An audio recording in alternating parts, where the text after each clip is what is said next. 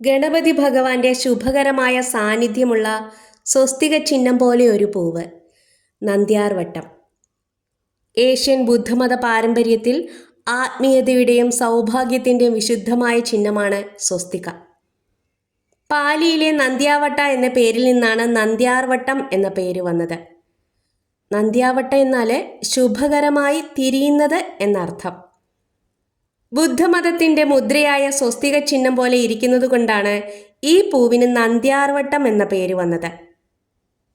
ഈ അടുത്ത് പ്രശസ്തയായ ഒരു നടി വനിതാ ദിനവുമായി ബന്ധപ്പെട്ട് സോഷ്യൽ മീഡിയയിൽ ഒരു പോസ്റ്റ് ഇട്ടിരുന്നു. നന്ദ്യാർവട്ട പൂവ് പോലെയാണ് സ്നേഹിക്കപ്പെടുന്ന സ്ത്രീ, അവരുടെ മുഖം എപ്പോഴും സുന്ദരമായിരിക്കുമെന്ന്. അവരുടെ ചിത്രത്തോടൊപ്പം നന്ദ്യാർവട്ട പൂക്കളുടെ ചിത്രവും ഉണ്ടായിരുന്നു. അതിന് താഴെ വന്ന കമൻറ്റുകളിലേറെയും ഈ പൂവിൻ്റെ പേരിനെ ചൊല്ലിയായിരുന്നു.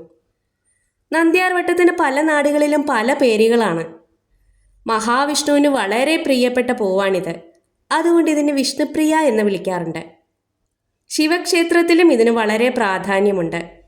ശിവനും നന്ദികേശനും വളരെ പ്രിയപ്പെട്ട പൂവായതുകൊണ്ട് ഇതിനെ നന്ദിവൃക്ഷ എന്നും വിളിക്കാറുണ്ട്.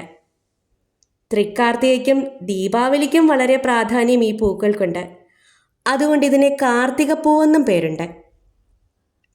ഹിന്ദിയിൽ ഇതിനെ ചമേലി, ചാന്ദിനി എന്നൊക്കെ വിളിക്കാറുണ്ട്. നന്ദ്യാർവട്ടം പല തരത്തിലുണ്ട്. ചക്രാകൃതിയിലുള്ള പൂവുണ്ട്, തിരിയുന്ന അരികുകളുള്ള ഇത്തരം പൂക്കളുണ്ട്, മൾട്ടി പെറ്റൽസ് ഉള്ളവയുണ്ട്, ചെറിയ ടൈപ്പുണ്ട്. കടും പച്ച നിറമുള്ള മിനുസമാർന്ന ഇലകളും തൂവെള്ള നിറമുള്ള പൂക്കളും. സ്വസ്തിക ചിഹ്നം നെഗറ്റീവ് എനർജി ഇല്ലാതാക്കുമെന്നാണല്ലോ. ശുഭമാവട്ടെ, മംഗളകരമാവട്ടെ, എല്ലാം നന്നായിരിക്കട്ടെ എന്നൊക്കെയാണല്ലോ ഇതിൻ്റെ അർത്ഥം.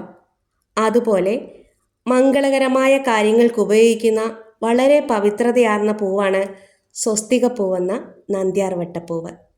വീഡിയോ ഇഷ്ടമായാൽ ഒരു ലൈക്ക്.